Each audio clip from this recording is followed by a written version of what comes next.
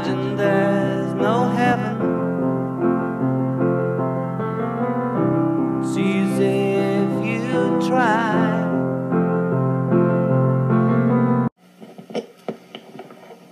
Good afternoon, ladies and gentlemen. You'll excuse the fact that I'm out of breath, but about 10 or 15 minutes ago, a tragic thing, from all indications at this point, has happened in the city of Dallas. Let me quote to you this. And you'll excuse me if I am out of breath. A bulletin. This is from the United Press from Dallas. President Kennedy and Governor John Connally have been cut down by assassins' bullets in downtown Dallas. In the middle of the 20th century, oppression and racism was challenged by courage, leadership, and a dream. Civil rights unfolded in the courts and exploded in the streets. The demand for freedom and equality promised to unite the nation, but the trek to the promised land was threatened to tear it apart. This was the long, dramatic struggle of the civil rights movement. 14-year-old Emmett Till was one day murdered in a small town of Money, Mississippi. He was said to have flirted with an older white female, Caroline Bryant, the owner's wife of Bryant's Grocery.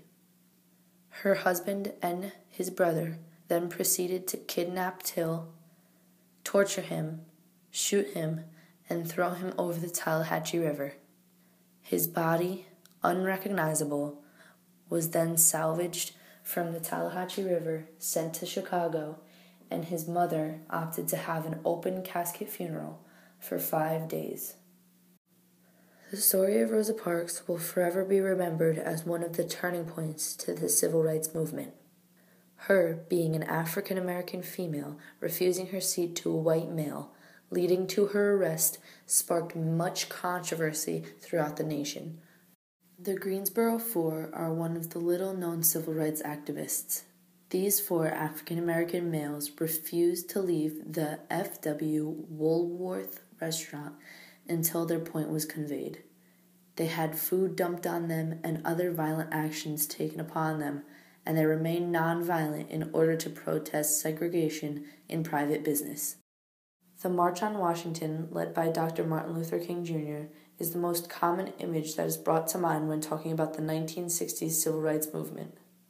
As Martin Luther King said, "I am happy to join with you today in what will go down in history as the greatest demonstration for freedom in the history of our nation."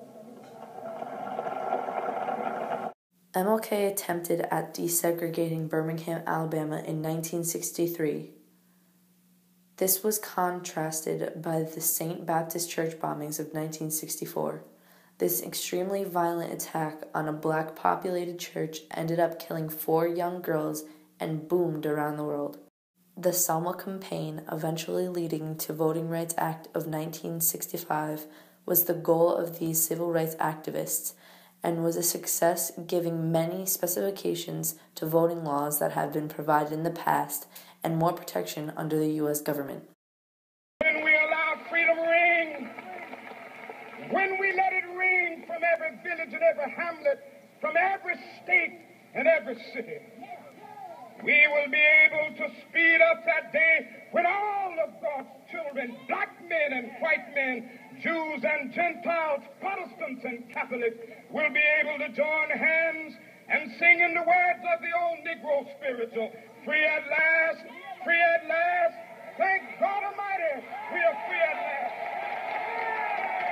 Unfortunately, 2 of the most influential characters in this era, Martin Luther King and John F. Kennedy, were assassinated and never grew old enough to see little white boys and white girls join hands with little black boys and little black girls, and experience all the other aspects of the dream that Martin had and the rest of the nation later got to experience. And the world